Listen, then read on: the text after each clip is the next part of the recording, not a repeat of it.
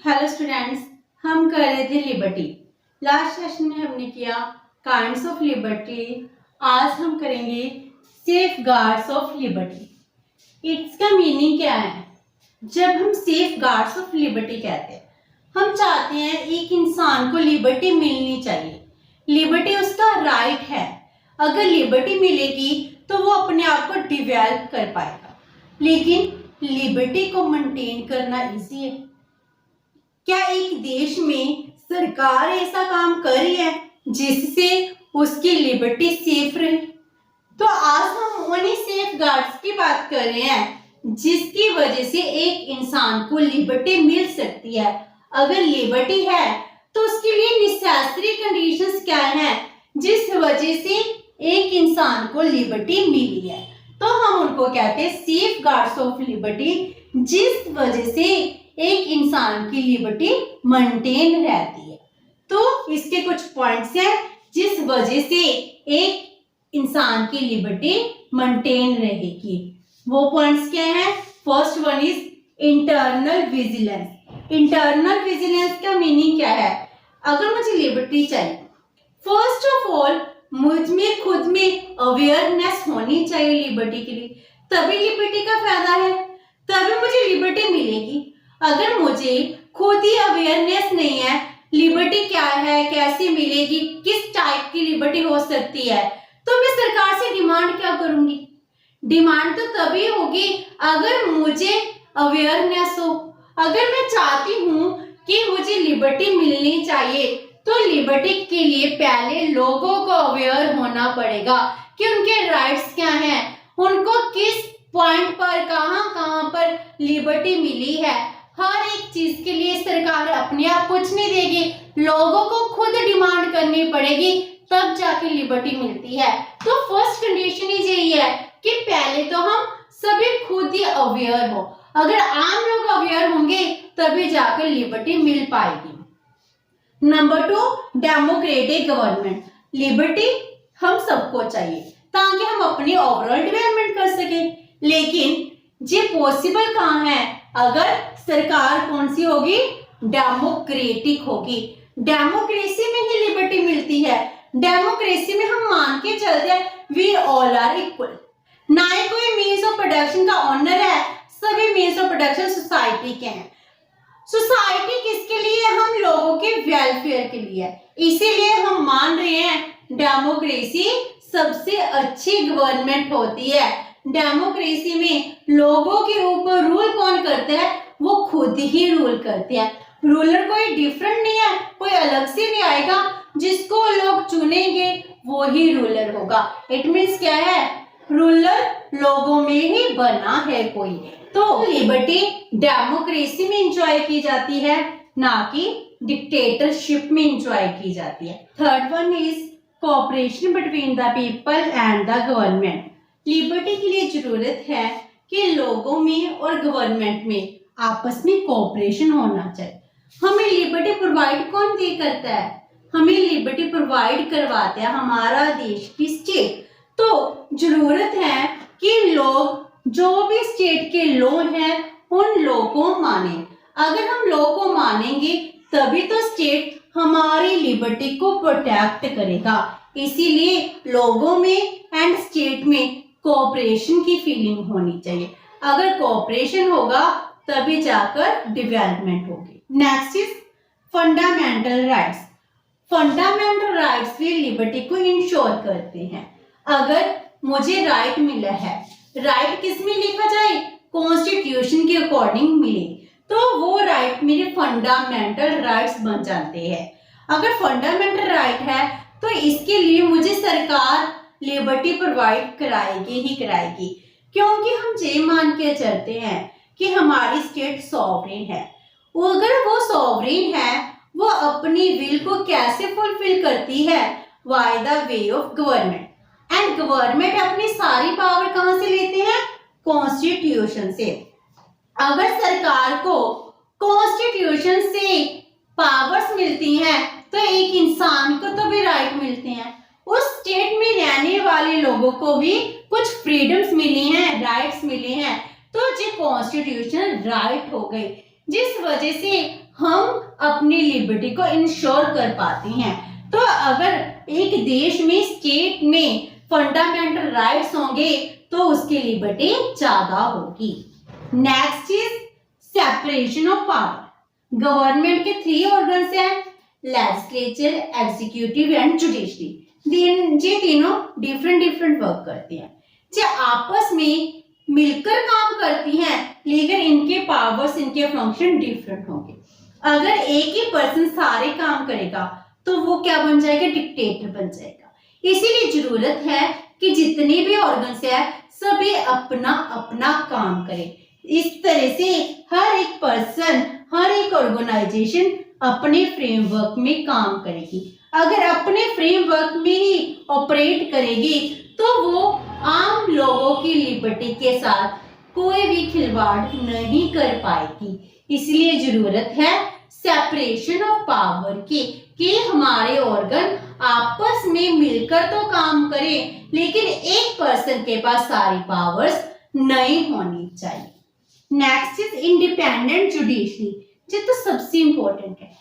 अगर मेरे साथ कुछ इनजस्ट होता है, मुझे लिबर्टी दी गई है, अगर मुझे लिबर्टी ना मिले तो मैं कहां पर जाऊंगी, जुडिशरी के पास। अगर हमारी जुडिशरी बिक जाए, जुडिशरी वही काम करे जो सरकार करे, तो हम लोगों का क्या होगा। इसीलिए जरूरत क्या है, जुडिशरी इंडिपेंडेंट, इम्पार्शियल होनी चाहिए। जुडिशरी के लिए सब इक्वल है। हम देखते हैं ना, हमारे देश में जो जुडिशरी है वो इंडिपेंडेंट है। जब भी न्याय होता है, न्यायमूर्ति की आंखों में पट्टी बांधी होती है। इसका मीनिंग क्या है, जब भी वो उस चेयर पर होते हैं, न्याय करने लगते हैं, तो उनके लिए सभी इक्वल हैं। उसके लिए कोई भी अमीर, गरीब, कास्ट, रिलीजन की बेस पर कोई अपना पराया नहीं है। जब भी न्याय किया जाएगा, किसी की तरफ हम अपनेपन से नहीं देखते, वी ऑल आर इक्वल। इसीलिए हमारे न्यायाधीश ये कहते हैं कि जब भी न्याय किया जाएगा हम सब इक्वल ही माने जाएंगे। तभी तो हम जब भी न्याय की बात करते हैं, हम यही बात कहते हैं कि we all are equal. Independent judiciary बहुत जरूरी है। अदरवाइज क्या होगा, अगर इंडिपेंडेंट जुडिशरी ना हुई तो अमीर लोग हैं वो जुडिशरी को अपनी जेब में डालकर घूमेंगे। वो जो कुछ मर्जी कहे, वो क्या कुछ मर्जी करवा सकते हैं। तो ऐसे तो हम लोगों की एक्सप्लॉयटेशन हो सकती है। इसीलिए हम लोगों को, आम जनता को एक्सप्लॉयटेशन से बचाने के लिए इंडिपेंडेंट जुडिशरी का होना जरूरी है। तभी तो हम लिबर्टी को एंजॉय कर पाएंगे, तभी तो हम इक्वल राइट है उसकी प्रोविजन सक्सेसफुल करवा पाएंगे। इसीलिए जुडिशरी का इंडिपेंडेंट होना बहुत जरूरी है। Next is rule of law. Rule of law का होना जरूरी। ये क्या है कि सभी के सभी लोग रूल ऑफ लॉ के अकॉर्डिंग काम करेंगे। जैसे हमारे देश में रूल है, जैसे लॉ है, उसके अकॉर्डिंग ही काम करना है। अगर आप ना करो तो आपको पनिशमेंट मिल सकती है because of breach of law. अगर हम लॉ ब्रीच करेंगे, लॉ को तोड़ेंगे, लॉ को नहीं मानेंगे, तो आपको पनिशमेंट है। ये प्रोविजन भी दी गई है। अगर लॉ ब्रीच करते हैं पनिशमेंट होगी। इस तरह से सभी क्या होंगे, अपना अपना काम सही वे से करेंगे, मेरी लिबर्टी को कोई नुकसान नहीं पहुंचा पाएगा। Next, absence of special privilege.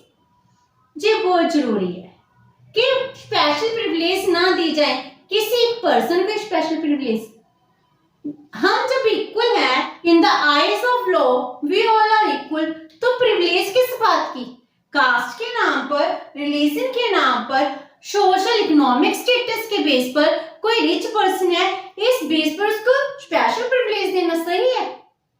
हम सब इक्वल है तो इक्वालिटी का बिहेव होना चाहिए। इसीलिए हम कह रहे हैं जब भी लिबर्टी को एंजॉय करना है तो पहले तो किसी भी इंसान को स्पेशल प्रिविलेज नहीं होगी। अगर स्पेशल प्रिविलेज नहीं होगी तभी तो सब लोगों की लिबर्टी सेफ रहेगी। Next is decentralisation of powers. जितने भी पावर्स है वो डिसेंट्रलाइज होनी चाहिए, चाहे इकोनॉमिक पावर है चाहे पॉलिटिकल पावर है। जहां पर हम इकोनॉमिक पावर की भी बल्कि पॉलिटिकल पावर की भी बात कर रहे हैं। अगर इकोनॉमिकली वेल्थ कुछ लोगों के हाथ में कंसंट्रेट होगी, वो सारा सिस्टम अपनी कंट्रोल में कर लेंगे। अगर पॉलिटिकली पावर से एक हाथ में कंसंट्रेट होगी, वो डिक्टेटरशिप बन जाएगा, तो आम लोगों का क्या होगा। इसीलिए जरूरत है at each and every level जो पावर्स है ना वो डिसेंट्रलाइज्ड होनी चाहिए। अगर एक विलेज है ना, वो विलेज के लोगों के पास ही सारी पावर्स होनी चाहिए। तो पावर सेपरेशन होना मेरी लिबर्टी को इंश्योर करता है। Next is economic security. मुझे इकोनॉमिकली स्ट्रॉन्ग बनना है, इकोनॉमिकली एम्पावर्ड बनना है। इकोनॉमिक सिक्योरिटी ही मेरी लिबर्टी को प्रोटेक्ट करेगी। अगर मेरी इकोनॉमिक नीड्स फुलफिल नहीं होंगी तो मैं अपनी लिबर्टी को सेक्रीफाइस कर दूंगी। मेरी लिबर्टी का फायदा ही क्या है, मैं अपनी गरीबी को हटाने के लिए अपनी लिबर्टी सेक्रीफाइस कर सकती हूँ ताकि मेरी जरूरतें पूरी हो सके। इसीलिए एक स्टेट की जरूरत है, एक स्टेट को ये चाहिए कि उस देश में रहने वाले लोगों की बेसिक नीड्स हैं जो फुलफिल हो। अगर बेसिक नीड्स फुलफिल होगी तभी उसकी लिबर्टी इंश्योर होगी। Next is honest and free press. ये तो सबसे इंपॉर्टेंट है। अगर प्रेस मीडिया बिक जाएगा तो देश का क्या होगा। मीडिया हमें सही खबर लेकर आए। मीडिया ऐसा होना चाहिए जो हम लोगों के वेलफेयर के लिए काम करे। मीडिया गवर्नमेंट की पॉलिसीज को क्रिटिसाइज करने वाला होना चाहिए। लोगों को अवेयरनेस कौन क्रिएट करता है, मीडिया करता है। इसीलिए मीडिया को सरकार की भाषा नहीं बोलनी चाहिए, मीडिया को वही करना चाहिए जो सबके वेलफेयर के लिए है, जो सही है वो ही न्यूज हमारे सामने लेकर आनी चाहिए। अगर हम लिबर्टी की डिमांड कर रहे हैं तो लिबर्टी की डिमांड को सरकार तक पहुंचाने वाला कौन है, प्रेस है, मीडिया है। जी हमारी बात सरकार तक लेकर आएगा, सरकार की बातें हमारे तक लेकर आएगा। Next is written constitution. हमारा कॉन्स्टिट्यूशन रिटन होना चाहिए। अगर कॉन्स्टिट्यूशन रिटन होगा तो सरकार अपनी पावर को गलत यूज नहीं कर पाएगी। Meet minimise the possibilities of misuse of power. Power misuse नहीं हो पाएगी क्योंकि हमारा कॉन्स्टिट्यूशन क्या है, रिटन है। रिटन में जितनी मुझे लिबर्टी मिली है उसको कोई खंडन नहीं कर पाएगा। Next is well organised political parties. Political parties भी ये सब कुछ करती हैं। लिबर्टी मेरी मिली है लेकिन पॉलिटिकल पार्टीज के ऊपर डिपेंड करती हैं। डेमोक्रेसी में तो और भी ज्यादा ड्यूटी बन जाती है। जो रूलिंग पार्टी है वो ही इंपॉर्टेंट नहीं है, डेमोक्रेसी में तो ऑपोजिट पार्टी इससे भी ज्यादा इंपॉर्टेंट है। पार्लियामेंट में बैठकर कौन से रूल बनाए जा रहे हैं, क्या हो रहा है, इसकी जानकारी हम सब लोगों को होनी चाहिए। पॉलिटिकल पार्टीज जो ऑपोजिट में है, ऑपोजिशन पार्टी क्रिटिसाइज करती है सरकार की पॉलिसीज को, सत्य हम सबके सामने लेकर आती है। लोगों को वेलफेयर की इंश्योर कौन करती है, जो ऑपोजिट पार्टी से है। इसीलिए ऑपोजिट पार्टी डेमोक्रेसी में ज्यादा इंपॉर्टेंट है। अदरवाइज रूलिंग पार्टी जो चाहे वो कर सकती है। तो रूलिंग पार्टीज में जो चल रहा है, जो पॉलिसीज बना रही है, वो अपनी मर्जी से नहीं बना पाएंगी। अगर पॉलिटिकल पार्टीज वेल ऑर्गेनाइज्ड होंगी, स्टेट के लोगों के लिए काम करेंगे, जो गवर्नमेंट चल रही है उसको क्रिटिसाइज करेंगी। Next is political education. हम लोगों को पॉलिटिकल एजुकेशन मिलनी चाहिए तभी जाकर ओवरऑल डेवलपमेंट होगी। Political education, political awareness, aware citizen होंगे तभी जाकर डेवलपमेंट होगी। ये सब कुछ हमारे डेवलपमेंट के लिए है। अगर मुझे पॉलिटिकल राइट्स के बारे, पॉलिटिकल लिबर्टी के बारे में नॉलेज ही नहीं है तो मैं डिमांड क्या करूंगी। अगर मुझे पता है कि ये मेरा राइट है, मुझे लिबर्टी मिली हुई है, पहले मुझे पता होना चाहिए तभी मेरी लिबर्टी मुझे मिल सकती है। इसीलिए लोगों का अवेयरनेस होना बहुत जरूरी है, उनको पॉलिटिकल एजुकेशन दी जानी चाहिए। Next is love for liberty. ये तो सबसे इंपॉर्टेंट है। आपको लिबर्टी चाहिए, कोई और नहीं दिलाएगा, आपको खुद ही लेनी पड़ेगी। आप चाहते जो वो ही होगा। हम लोगों को लिबर्टी चाहिए। लिबर्टी लिबर्टी कहने से नहीं आती, लिबर्टी लेने के लिए आपको ही एफर्ट्स करने पड़ेंगे।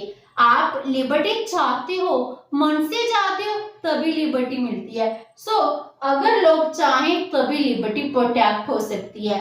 अगर हमें कह दें हमें क्या लेना देना, मैं कौन सा इस लिबर्टी को एंजॉय कर रही हूँ, मैं कौन सा कहीं जा रही हूँ, तो ऐसा करने से हमारी लिबर्टी कर्टेल हो जाएगी।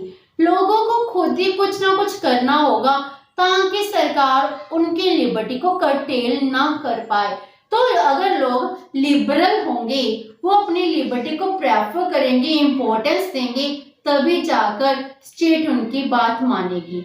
हम कहते हैं ना, पहले आपको अपने आप से प्यार होना चाहिए, तब जाकर लोग आपकी बात सुनते हैं। इसीलिए जरूरत है पहले आप अवेयर हो लिबर्टी के लिए, तब जाकर सरकार से डिमांड करोगे कि मुझे लिबर्टी चाहिए।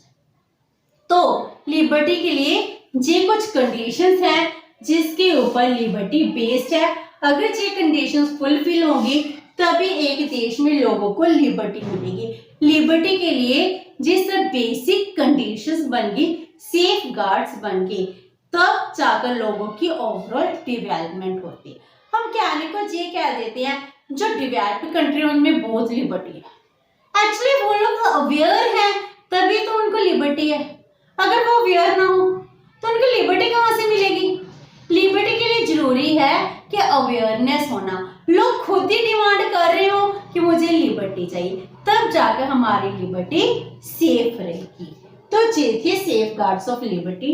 होप सो कि आपको समझ आ गई होंगी। अगर आपकी कोई क्वेरी है तो post it in the comment box and video अच्छी लगी तो please like and share with your friends. Thank you so much and have a nice day.